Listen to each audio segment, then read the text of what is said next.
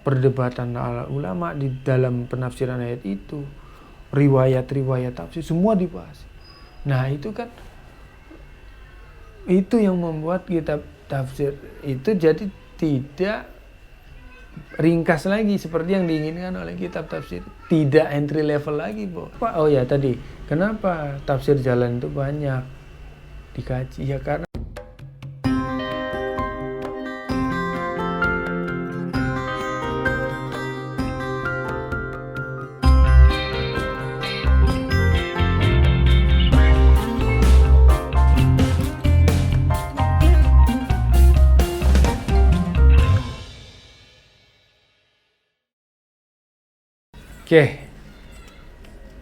walam ajid tafsiran li kitabillahi azza wa jalla ala ma wasaftu.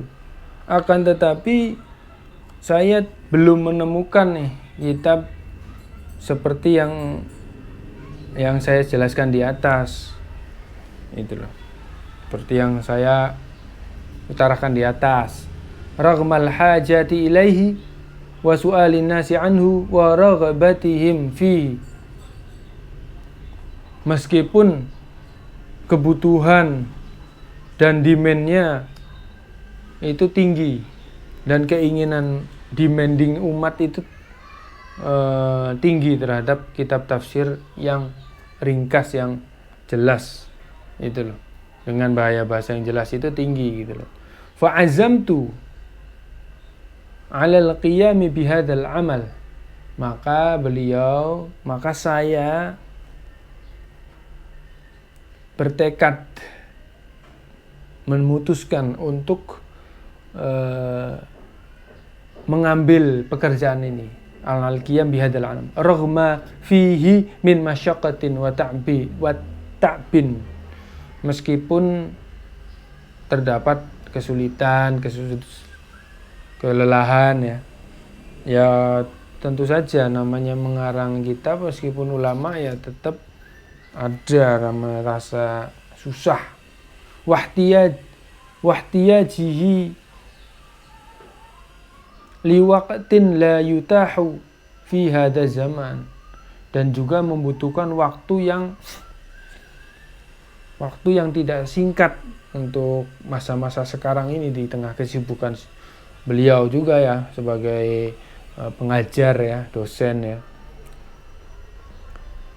Musta'inan billah, tetap beliau bertekad meskipun susah, meskipun waktunya nggak ada, tetap memohon kepada Allah.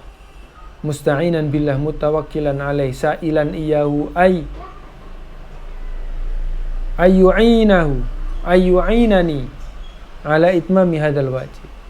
Jadi beliau berdoa, bertawakal dan memohon kepada Allah agar ayyu'inani, untuk membantunya untuk menyelesaikan pekerjaan ini, wa ayyuwaffiqani li ikhrajihi bi syaklin yaliqu bi kitabillahi ta'ala, dan terus membimbing untuk menyajikan kitab tafsir dengan model-model yang gaya yang sesuai, yang cocok dengan bi kitabillahi ta'ala ya, kitab tafsir yang cocok lah ya, maksudnya yang sesuai dengan namanya tafsir itu kan memahami, semoga apa yang kita tafsirkan itu benar, merupakan yang dikendaki oleh teks, merupakan apa yang dikendaki oleh Allah Subhanahu wa taala. Yu'inal muslim ala fahmi ayatil Qur'an, yang akan membantu muslim dalam memahami ayat Al-Qur'an, wa tazawud fi bayanihi, dan berbekal dari penjelasan ma yazidu imanan wa yaqinan. Tentu saja tujuannya adalah agar bertambah keyakinan dan keimanan. Wa yadfa'ahu ilal amali jad, dan ilal al-muwaffiq ila mardatir rabbi jalla wa ala, yang mendorong umat Islam untuk beramal sungguh-sungguh, serius ya, yang sesuai dengan menuju keridhaan Allah, yang mengantarkan kepada al-muwafiq ila mardhati rabbi jalla wa ala, yang mengantarkan manusia kepada keridhaan Allah. Waqad asmaitu kitabi safwat at-tafasir. Nah, maka saya namakan kitab ini dengan safwat at-tafasir wa dzalika li'annahu. Ini alasan nih kenapa dinamakan safwat at-tafasir. Li'annahu jami'un li'uyuni ma fit tafasiril kabirah al-mufassalah. Karena beliau ini menghimpun pendapat-pendapat, pandangan-pandangan yang terdapat di dalam kitab-kitab tafsir yang terinci, yang jelas, ma'al ikhtisar wa tartib, dengan ringkas dan sistematis, wal wuduh wal bayan, dan dengan jelas, wa kulli amalun ayyakuna ismuhu mutabiqan li musammahu. Dan tentu saja harapan saya semoga namanya ini sesuai dengan yang dinamai. Semoga ini sesuai lah dengan namanya. Namai kitab ini sesuai dengan kitabnya, yaitu Safwatut Tafasir, yaitu kemurnian tafsir, inti-inti dari tafasir. Jadi karena kan beliau merujuk ya kepada kitab-kitab tafsir ya. Bagaimanapun ya, seorang mufasir itu tidak menafsirkan secara benar-benar mustaqillah ya, benar-benar secara mandiri ya. Dari generasi ke generasi itu kan tetap saja ulama terus merujuk kepada sampai bahkan kitab-kitab tafsir yang dikarang oleh ulama-ulama terdahulu gitu. Walaupun memang sumber ya. Nah, ini kita bicara sumber dari sumber tafsir itu dari mana sih ya? Sumber tafsir itu ada 3 sumbernya. Ada yang bil ma'sur ya, tafsir bil ma'sur atau tafsir bir riwayah. Artinya tafsir itu berasal dari riwayah, berasal dari bagaimana Nabi, para sahabat dan tabi'in itu menafsirkan atau memahami pemahaman terhadap Al-Quran ini. Jadi tafsir bil ma'sur. Kemudian tafsir bir ra'i atau tafsir bidiroyah atau tafsir dengan akal, tafsir dengan analisis ya, tafsir dengan penelusuran. Artinya tafsir birra'i ini jangan salah sangka ya, bahwa tafsir dengan akal pikiran itu tidak diperbolehkan atau sesat. Memang ada bunyi hadis man fassarul Qur'ana bi ra'yihi fahuwa asim wa in asaba. Barang siapa yang menafsirkan Al-Qur'an bi ra'yihi dengan akalnya, maka dia itu berdosa. Wa in asaba, meskipun penafsirannya benar. Maksudnya para ulama, pemahaman dari hadis ini bi ra'yihi ini maksudnya adalah bihawahu, dengan hawa nafsunya. Yang nggak boleh itu menafsirkan Al-Quran sesuai dengan hawa nafsunya, sesuai dengan kepentingannya gitu. Menafsirkan Al-Quran hanya untuk kepentingan siasi, kepentingan politik praktis, atau menafsirkan Al-Quran untuk kepentingan ekonomi, kepentingan pribadi gitu loh, dan lain-lain lah ya. Dan kemudian yang ketiga ini tafsir isyari atau tafsir bil isyarah. Tafsir yang sumbernya itu berasal dari intuisi. Intuisi itu dari hati gitu loh. nggak banyak sih, karena memang orang-orang ini memang para mufassir yang bil isyar ini memiliki kebijaksanaan diri yang sangat dalam lah, memiliki wisdom yang sangat dalam sehingga bisa memahami.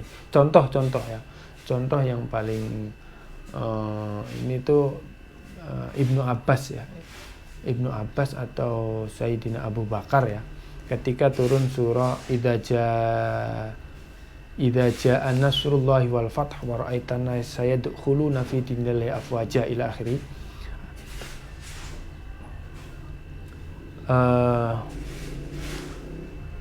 Ayat tersebut datang artinya itu memberikan kabar gembira. Nasrullah, telah datang pertolongan Allah. Ya, dan manusia masuk ke dalam Islam fi dinilai afwaja, secara berbondong-bondong. Ya kan? Para sahabat senang, tetapi Ibnu Abbas ketika itu sedih. Sedih kenapa? Karena artinya bahwa tugas Rasulullah ini sudah selesai, hampir selesai. Artinya Rasulullah bakal kundur, bakal wangsul, akan kembali kepada Allah, akan wafat. Itu loh. Nah, di ini macam-macam seperti inilah ya. Tafsir-tafsir yang seorang mufassir yang mengandalkan intuisi ya.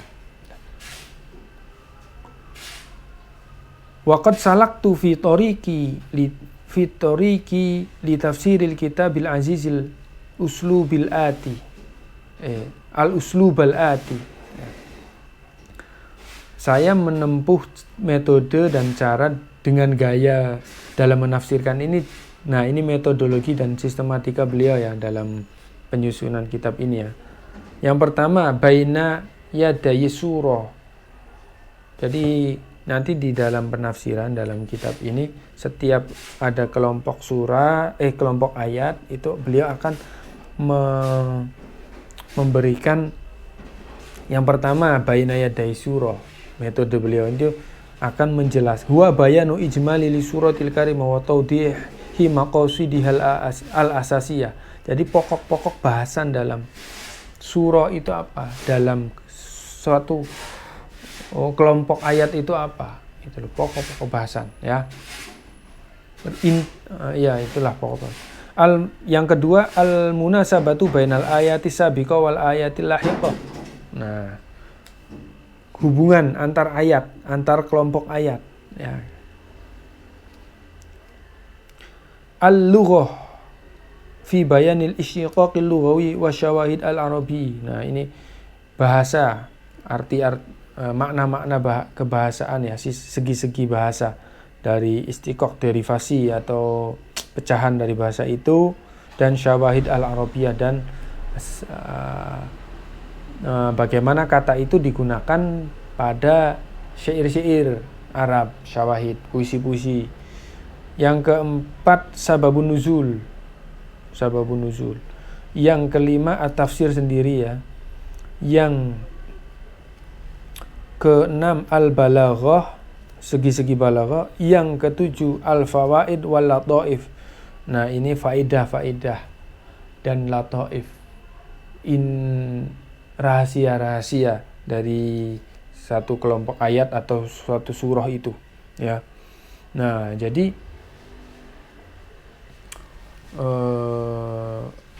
ini kan metode beliau ya. Ini kalau dari ilmu Al-Quran ini metodenya masuk yang mana? Metodenya karena secara ilmu Al-Quran ya, metode dalam penafsiran itu ada 4 metode penafsiran. Ada 4. Yang pertama ijmali ya, menafsirkan secara global. Kemudian metode tahlili, secara rinci dari kata demi kata, dari huruf demi huruf. Ini biasa tahlili ini gaya-gaya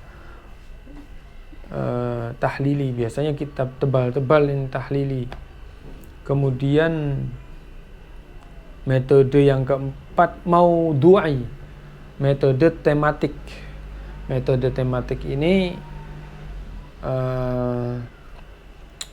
mengumpulkan satu ayat yang satu tema, kemudian membahasnya, atau mengumpulkan ayat-ayat yang memiliki satu tema dan membahasnya dan menafsirkannya. Contoh, misal tema-tema kesehatan dalam Al-Quran ya, karena sekarang kan lagi musim kesehatan ya.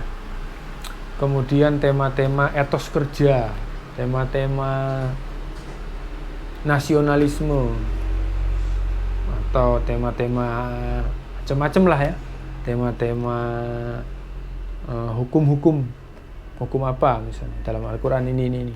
Nah, itu yang keempat, maudhu'i.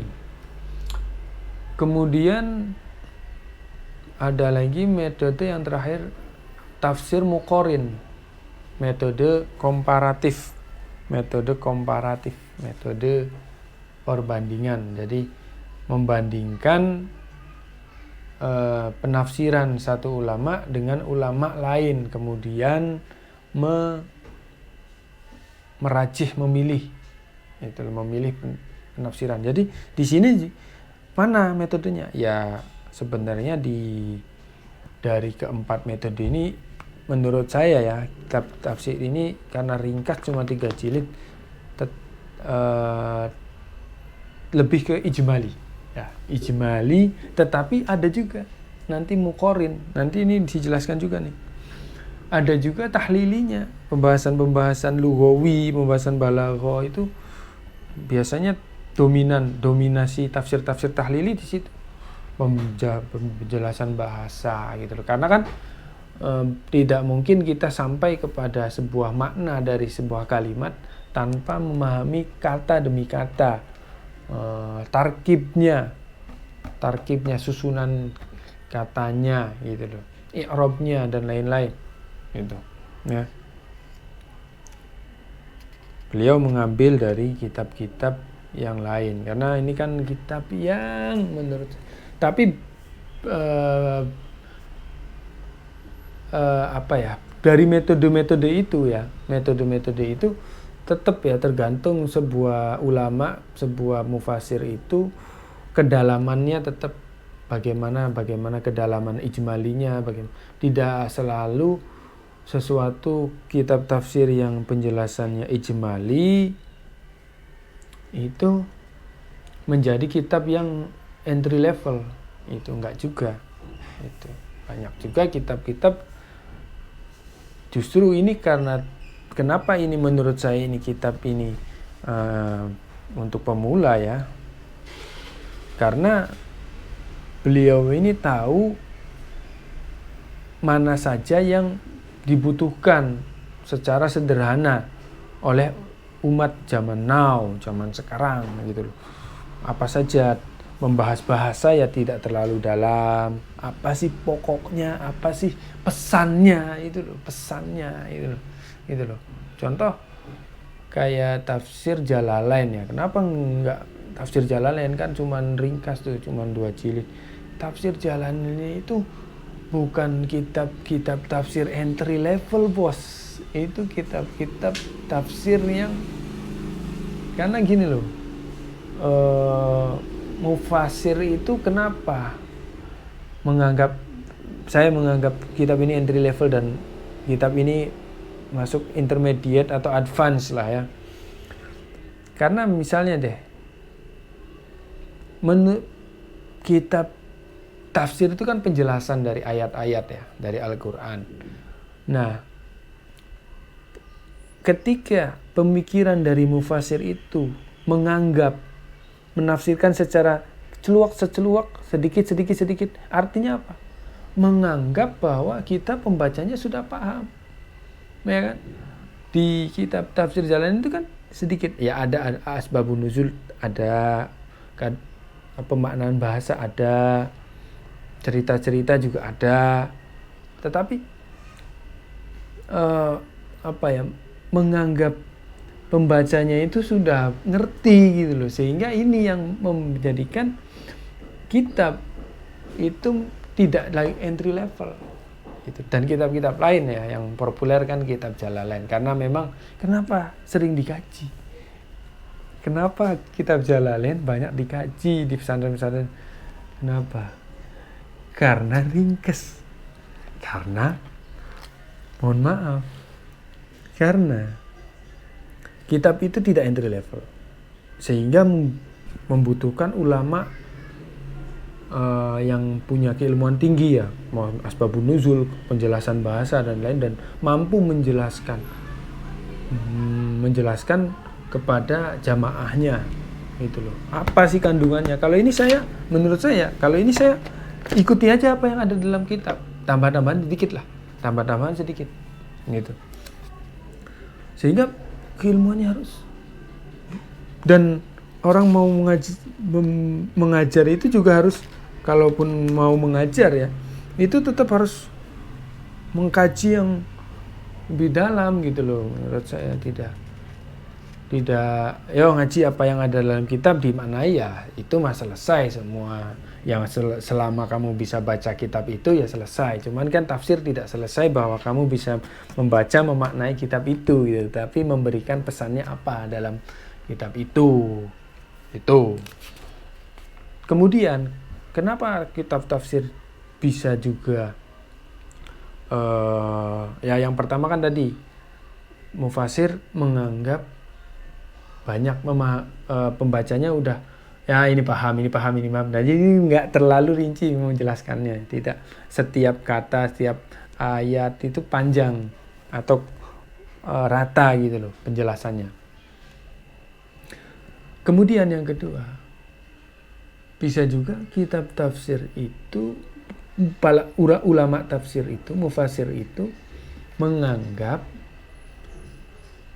bahwa semua hal dalam kata-kata itu dibutuhkan. Kalau tadi diketahui, kalau ini dibutuhkan oleh pembacanya. Contoh kitab yang tebal, kitab Mafatihul Ghaib ya, tafsir Ar-Razi, kitab tafsirnya Fakhruddin Ar-Razi ya, Muhammad Fakhruddin Ar-Razi itu kan kitab tebal. Jadi setiap ayat itu bisa 14 masalah dibahas, baik dari pembahasannya, asbabun nuzulnya, perdebatan para ulama di dalamnya, perdebatan ulama di dalam penafsiran ayat itu, riwayat-riwayat tafsir, semua dibahas. Nah itu kan,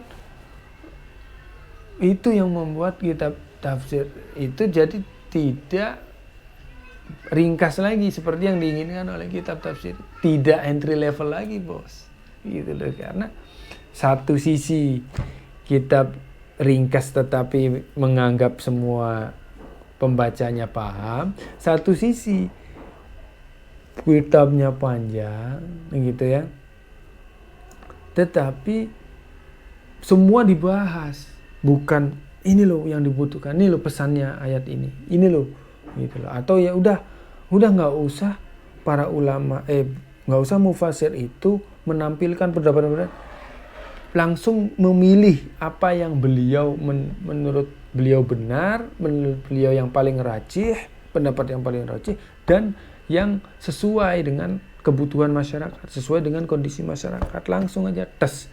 Itu kayak di tafsir Al-Wadih, tafsir Wadih, tafsir ini dan lain-lain seperti itu ya. Apalagi tuh ya tafsir. Kenapa? Oh ya tadi, kenapa tafsir jalan itu banyak dikaji? Ya karena cuma 2 jilid.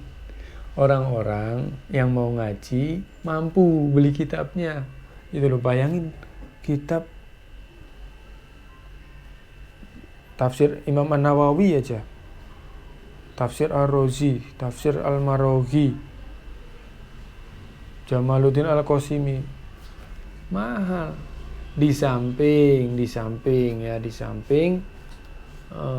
kitab-kitab Jalalain ini kitab legendaris, artinya memang mu'tabarah, sudah dikaji, di stempel para ulama, ini udah kitab udah cocok lah dan juga 2 jilid. Orang bisa beli ya kan, orang bisa beli.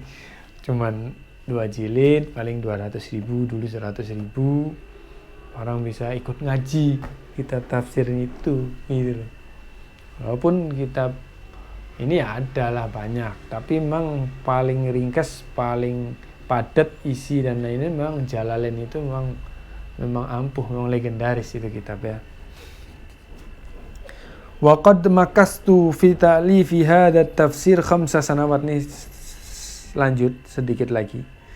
Saya telah melaksanakan penyusunan ini selama 5 tahun. 5 tahun ya, 3 jilid 5 tahun. Wasilu fihi al-laila wan nahar, melewati siang dan malam. Wa ma kuntu aktubu syai'an hatta aqra'u ma katabahul mufassiruna fi ummahati kutubit tafsiril mausuqah. Nah, beliau tidak menulis di dalam satu kitab, tidak menulis satu pun dalam kitab ini kecuali beliau telah merujuk, telah membaca apa yang telah ditulis oleh kitab kalau mufassirin terdahulu pada kitab-kitab induk ya, seperti tadi yang saya bilang, tafsir At-Tabari, tafsir Jalalain, Mafatihul Ghaib, tafsir Al-Qurtubi dan lain-lain lah. Ma'at taharri ad-daqiq li ashahil aqwali wa arjahiha. Terus membaca kitab-kitab ma'at tahari dengan analisis ad-daqiq yang dalam, dengan analisis, dengan pengujian yang saksama ya. At-tahari ad-daqiq li ashahil aqwal wa arjahiha wa innani ashkurul maula jalla wa ala an sahhala li hadzal amal. Beliau bersyukur kepada Allah yang telah memudahkan ya pekerjaan ini. 5 tahun bos, termasuk ringkas, termasuk cepat. Faqad kuntu ash'uru anna zaman yutwi li. Nah, beliau merasa, saya merasa waktu itu menjadi terbentang gitu loh. Waktu itu menjadi kayak lama gitu loh bagi beliau gitu. Sehingga bisa mengerjakan ini. Wa kullu dzalika bi barakati jiwaril baitil atiq alladzi akramani Allahu wa syarrafani bi jiwari. Nah, menurut beliau ya ini merupakan berkah beliau tinggal di Mekah Mukarramah ya. Beliau tinggal di dekat dengan Baitul Atiq, dengan Baitullah ya, Masjidil Haram yang telah memilih beliau untuk tinggal di situ. Mungdu anitabattu litadris bi kulliyati syariah wa dirasat al-islamiyah bi Makkahil Mukarramah ama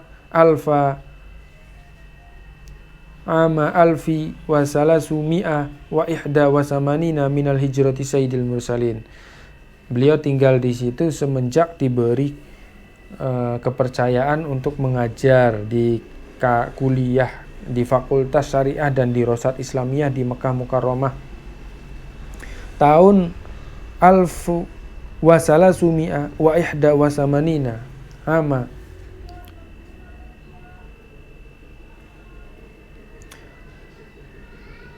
tahun 1381 Hijriah atau tahun 1962 Masehi ya. Jadi ini tahun 62 ya. Beliau mengajar di Mekah semenjak tahun 61-62 lah. Wallahu ta'ala as'alu ayyusaddida khotoya. Semoga Allah meluruskan kesalahan-kesalahan wa wa yujzila li as-sawaba yaumal ma'ab, semoga membalas kebaikan pada hari kiamat, pada hari kembali ya. Fama amiltu illa amalan binaili ridohu, saya mengerjakan ini tidak lain ya mengharap ridhonya, rojian minhu ayyaj'ala amali khalisan liwajhil karim, berharap semoga amal ini tulus karena Allah Ta'ala, wa yabqahu dakhran, dan menjadikannya amal simpanan li yaumaddin, pada hari pembalasan, wa arju mimman qara'a fihi, dan berharap bagi siapapun yang membacanya, fastafada ayyakhussoni bida'watin sholihatin,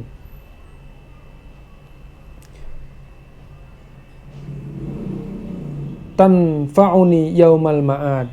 Nah, beliau berharap kepada orang yang membaca dan mengambil faedah dari kitab ini untuk semoga mendoakan,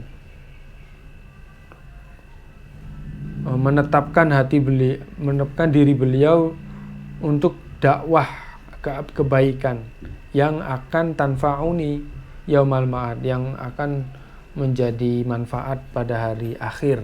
Wa sallallahu ala sayyidina Muhammad wa alihi wa sahbihi wa sallama tasliman katsira.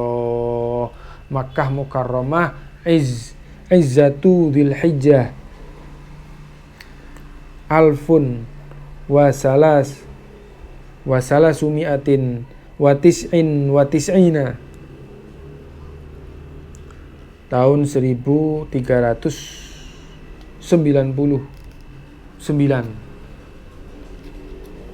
atau tahun 1979 Masehi, tahun 1980-an lah ya. Jadi udah berapa? 40 tahun kitab ini ditulis ya. Bayangkan ini 40 tahun. Beliau masih hidup kayaknya. Beliau masih hidup ya. Dan ini jariahnya ngalir terus setiap, semoga kita juga mendapatkan manfaat ya dari ilmunya. Mungkin sekian. Jadi itu tadi mukadimah dulu. Kita lanjut nanti di juz amma surah An-Naba. Semoga kita konsisten, ini panjang ini, semoga tayang. Tadi ya metodenya, latar belakang, bagaimana kitab tafsir ini ditulis ya, dan metodenya bagaimana, cita-cita beliau tafsir ini bagaimana, dan lama waktunya, kesulitan-kesulitannya beliau ungkapkan di mukadimah. Itulah pentingnya kita membaca mukadimah dulu. Kalau analisis kitab juga dulu, kalau review kitab itu juga pasti harus yang dibaca itu mukadimah, pengantar bagaimana ini ditulis ya. Jadi ya mudah-mudahan ini bermanfaat. Jadi alasan lain juga, saya itu dulu pernah ngaji ya kitab ini pada guru saya ya, juz amma juga sama. Saya juga sempat saya ajukan untuk mengkaji kitab ini sebagai skripsi saya dulu ya, tapi tidak di ACC. Yang di ACC yang judul kedua yang saya ajukan. Jadi memang cukup sering lah saya merujuk ke kitab ini, makanya saya udah kitab ini aja gitu loh yang akan saya kaji, yang saya akan murojaah gitu loh. Saya juga pernah mengaji kepada guru saya kitab ini ya ketika itu 1, 2, 4 kali lah, 4, 5 kali saya ngaji itu udah langsung suruh ganti gitu loh. Ya menurut beliau sih ini ya, karena terlalu kitab ini ketika itu ya terlalu zona nyaman gitu loh, terlalu zonanya udah artinya ya, padahal kan memang menurut saya ya memang kemampuan saya ya kitab ini aja gitu loh. Kemampuan saya terbatas lah ya bos, terkait ilmu-ilmu keislaman. Tapi ya karena memang latar belakang saya kan memang alhamdulillah sekolah saya kan memang di Usuluddin ya, jurusannya memang tafsir dan hadis. Nah, jadi ya ini sekalian murojaah lah gitu loh, sekalian murojaah. Lama saya nggak mengkaji kitab-kitab, baca-baca itu loh. Semoga mengembalikan lah ya, nek lali-lali sithik yo dimaklumi lah ya. Ini semoga ini juga segera berlalu wabahnya, pandeminya, ini kita bisa beraktivitas normal, the new normal kembali, normal yang berbeda ya. Itu insyaallah. Ya udahlah, moga-moga tayang ini, udah tinggal ngedit. Bismillah. Subhanakallahumma wa bihamdika asyhadu an la ilaha illa anta astaghfiruka wa atubu ilaik.